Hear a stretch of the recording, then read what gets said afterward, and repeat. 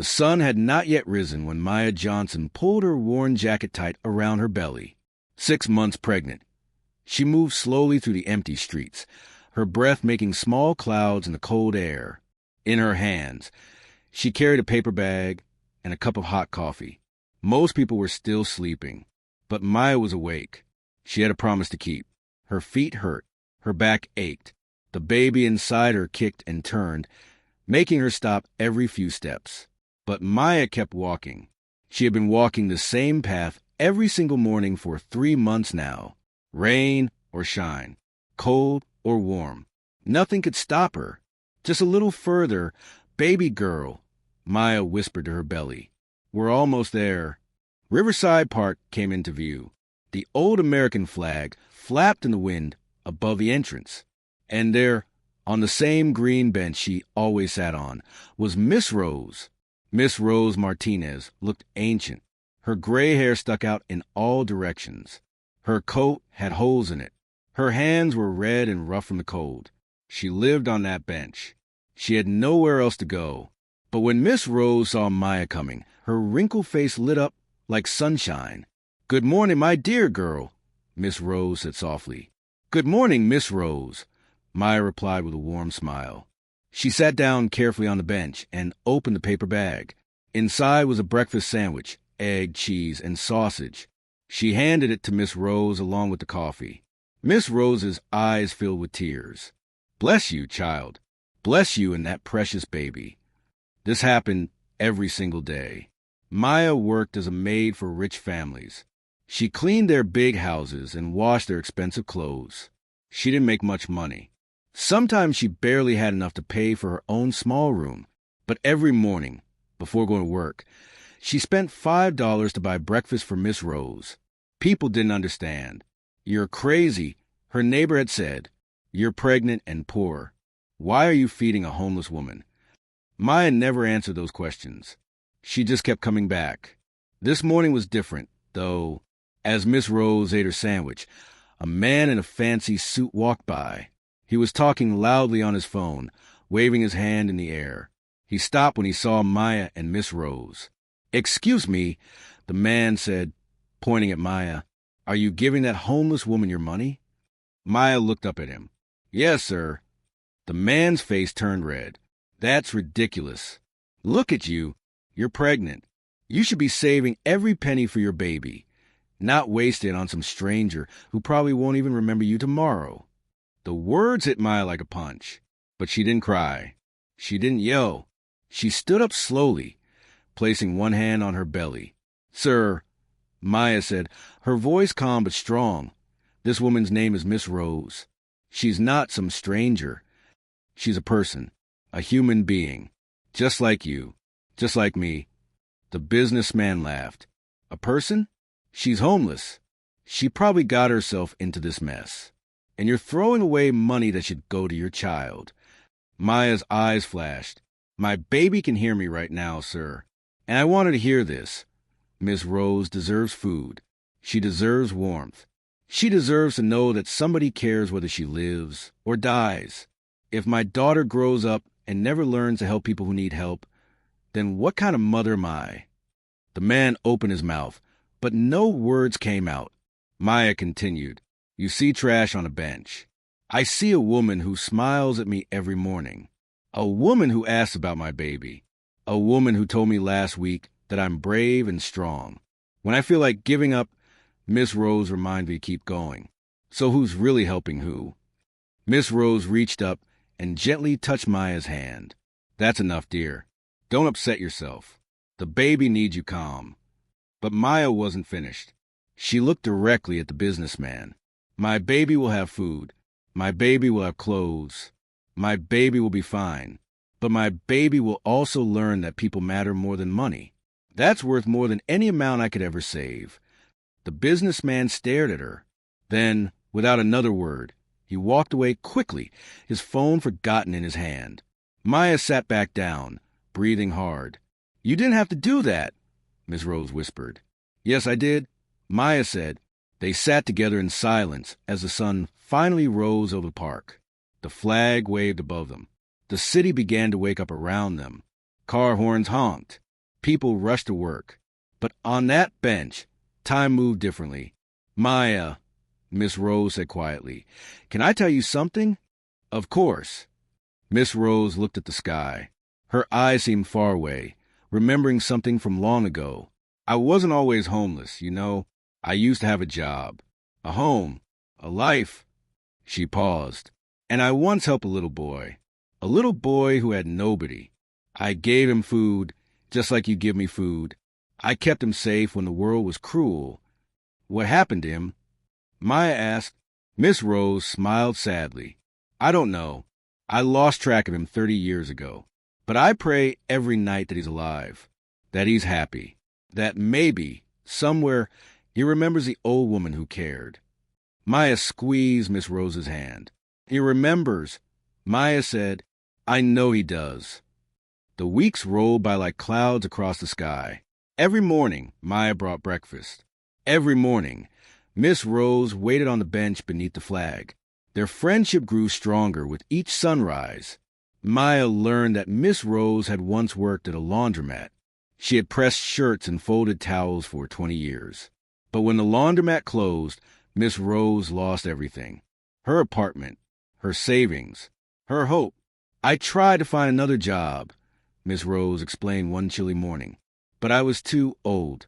Nobody wants to hire a 70-year-old woman. So I ended up here.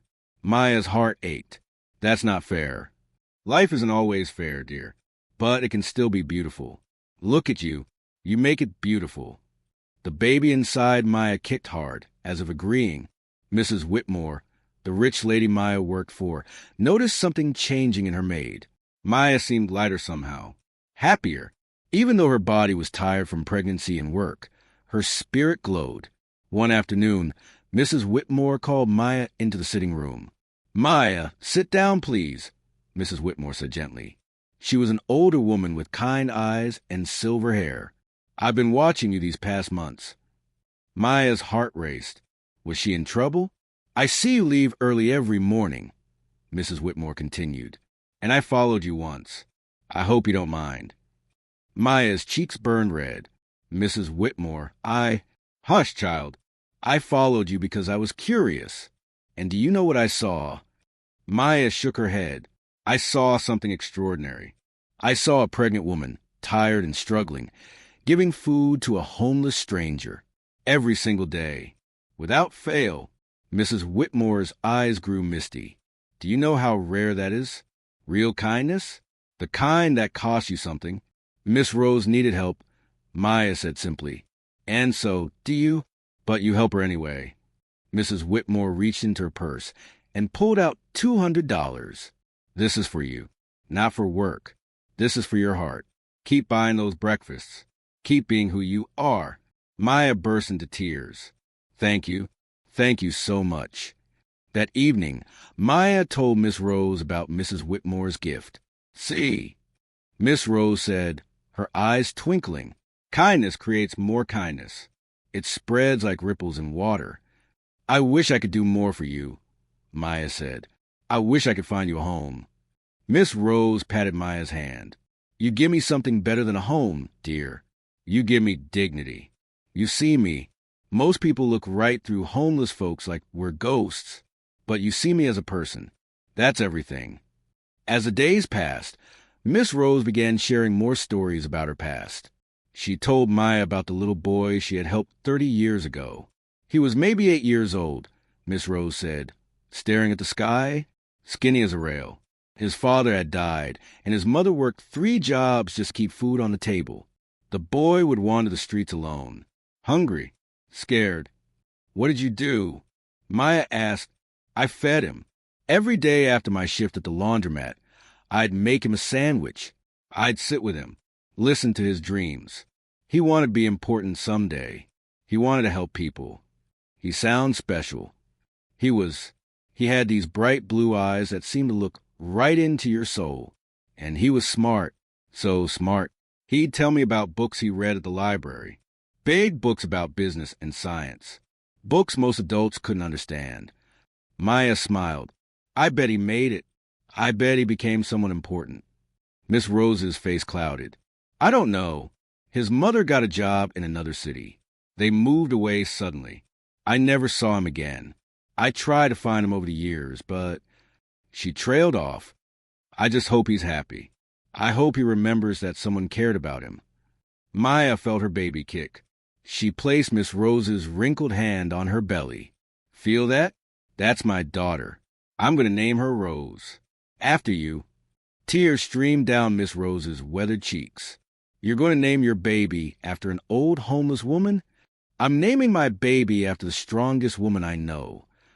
They sat in comfortable silence, watching the morning joggers run past. But Maya noticed something strange. For the past week, a shiny blue car had been parking across the street. Tinted windows. Expensive. The kind of car that didn't belong in this neighborhood. The car appeared every morning around the same time Maya arrived. It would sit there for 10 or 15 minutes, then drive away. Miss Rose, Maya said carefully, do you see that blue car? Miss Rose looked over and froze. Her face went pale. Miss Rose, are you okay? That car, Miss Rose whispered. It's been here before. Many times. I thought I was imagining it. Should we be worried? Should we call the police? Miss Rose shook her head slowly. No police. I think.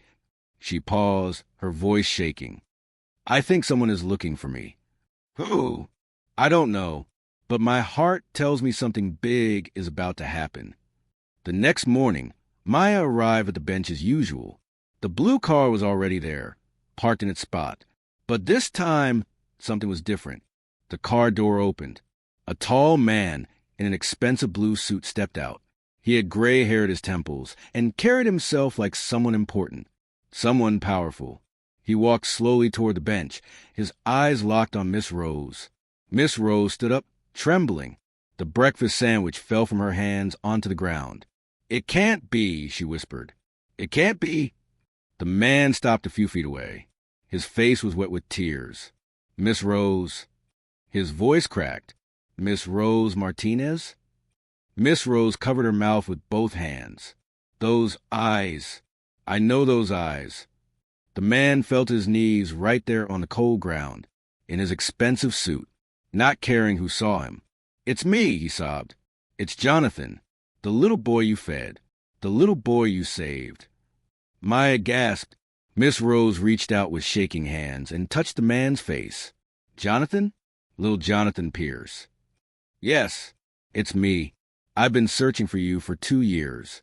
Ever since I returned to the city. I've been looking everywhere. He grabbed her hands. I'm so sorry it took so long. I'm so sorry. Maya stood frozen, watching this impossible reunion. The little boy from the stories was real, and he had found his way back. Jonathan Pierce couldn't stop crying.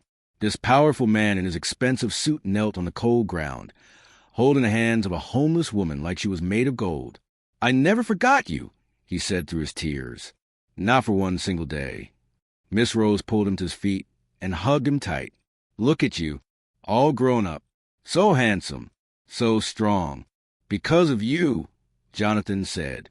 Everything I am is because of you. Maya watched with tears streaming down her own face. Her baby kicked wildly inside her, as if celebrating too. Jonathan finally noticed Maya standing there. I am sorry. I didn't mean to interrupt your morning. No, Maya said quickly. Don't apologize. This is beautiful. Miss Rose wiped her eyes. Jonathan, this is Maya. She's been bringing me breakfast every single morning for months. She's my angel. Jonathan looked at Maya, really looked at her. He saw her pregnant belly, her worn jacket, her tired but kind face. You been feeding Miss Rose? He asked. Yes, sir. Even though you're pregnant? Even though you clearly don't have much money yourself. Maya lifted her chin. Miss Rose is worth it. Jonathan's face crumbled again. My God, there are still good people in this world. He turned back to Miss Rose. I have so much to tell you, so much to explain. They all sat down on the bench together. The same bench where Miss Rose had slept for years. The same bench where Maya had delivered breakfast every morning. Now it became a place of reunion. Jonathan's story poured out like water from a broken dam. After Mom got that job and we moved away, I never stopped thinking about you, he began. You were the only person who made me feel like I mattered. When other kids had toys and full lunchboxes, I had nothing. But I had you. You gave me sandwiches. You listened to my dreams. You told me I could be anything. You were special, Miss Rose said. I knew it from the start. I worked hard, so hard. I studied every night, got scholarships, went to college, started a business. Jonathan laughed sadly. I became successful, a billionaire. But none of it felt complete because I couldn't find you. I couldn't say thank you. You don't need to thank me, Miss Rose whispered. Yes, I do. You saved my life, not just by feeding me. You saved my soul. You taught me that people matter, that kindness matters. He looked at Maya, just like this young woman is teaching the world right now. Maya blushed. I'm not teaching anything. I'm just trying to be decent. Decent? Jonathan shook his head. You're magnificent. Both of you are. He stood up and pulled out his phone. I'm going to make some calls right now. Miss Rose, I'm buying you a house. A real home. 3 bedrooms. A garden. Everything you need. Miss Rose gasped. Jonathan, no. That's too much. It's not enough. It will never be enough. He turned to Maya. And you're going to work for me. Maya's eyes went wide. What? I'm starting a foundation. The Rose Martinez Foundation for Homeless Individuals. It's going to provide shelter, food, job training, and hope for people living on the streets. And I want you to run it. Me? Maya could barely breathe. But I'm just a maid. I don't know how to run a foundation. You know the most important thing, Jonathan said firmly. You know how to see people. You know how to care. I can teach you the business part. But I can't teach what you already have in your heart. Miss Rose grabbed Maya's hand. Say yes, child. Say yes. Maya thought about her baby, her daughter, little Rose, who would be born in 3 months. She thought about the tiny room she lived in, the struggles she faced every day. But mostly, she thought about all the other people like Miss Rose, people who needed help, people who needed to be seen. Yes, Maya whispered. Yes, I'll do it. Jonathan smiled wider than the sky. The next few months moved like a dream. Jonathan bought a beautiful house for Miss Rose, yellow with white shutters, a porch with rocking chairs, a garden where she could grow tomatoes. Maya moved into a safe apartment with everything she needed for the baby. Jonathan paid for all her medical care, the best doctors, the best hospital, and the Rose Martinez Foundation opened its doors. The first shelter could hold 50 people. Warm beds, hot meals, counselors to help people find jobs and homes. Maya worked there every day, even as her belly grew rounder. She greeted each person by name. She listened to their stories. She treated them exactly like she had treated Miss Rose, with dignity and respect. When baby Rose was born, both Miss Rose and Jonathan were in the waiting room. They became her family, her godparents. Little Rose's first outing was to the foundation that carried her namesake's name. 5 years passed. The Rose Martinez Foundation grew bigger than anyone dreamed. 10 shelters across the city, job training programs, mental health services. Thousands of people found help. Maya became the director. She gave speeches. She raised money. She changed lives. But every single morning, she still did one thing. She went to Riverside Park with Miss Rose. They sat on that old bench beneath the flag, and they had breakfast together. Sometimes Jonathan joined them, the billionaire CEO sitting on a park bench, eating egg sandwiches and drinking coffee from paper cups. Do you remember that businessman who yelled at me? Maya asked one morning, the one who said I was wasting money. I remember, Miss Rose said. I saw him last month. He recognized me from the news. The foundation was on TV. Maya smiled. He apologized. And then he donated $50,000. Jonathan laughed. See? Kindness spreads. Just like you always said, Miss Rose. Miss Rose looked at them both, at Jonathan, the little boy she had saved who became a giant in the business world, and at Maya, the pregnant maid who taught everyone what real wealth looks like. I'm the richest woman alive, Miss Rose said softly. Not because of the house, not because of the money, but because I'm loved, because I matter, because you too saw me when I was invisible. Maya hugged her tight. Baby Rose, now 5 years old, climbed into Miss Rose's lap. Grandma Rose, the little girl said, "Tell me the story again, about the breakfasts." "Which story, sweetheart?" "The one about how one sandwich can change the whole world." Miss Rose smiled. Jonathan smiled. Maya smiled.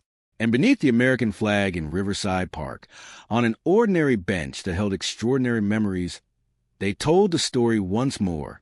The story of how kindness is never wasted. The story of how seeing people, really seeing them, can transform everything. The story of how a pregnant maid, a homeless woman, and a billionaire prove that love is the greatest power on earth. Did this story touch your heart? Does it remind you that every act of kindness matters, no matter how small? Share this story with someone who needs hope today. Like this if you believe compassion can change the world. And subscribe so you never miss stories that celebrate the extraordinary power of ordinary goodness. Because somewhere out there, someone is waiting on a bench, hoping that you'll see them. Be there, Maya. Be there, Jonathan. Be the reason someone believes in humanity again.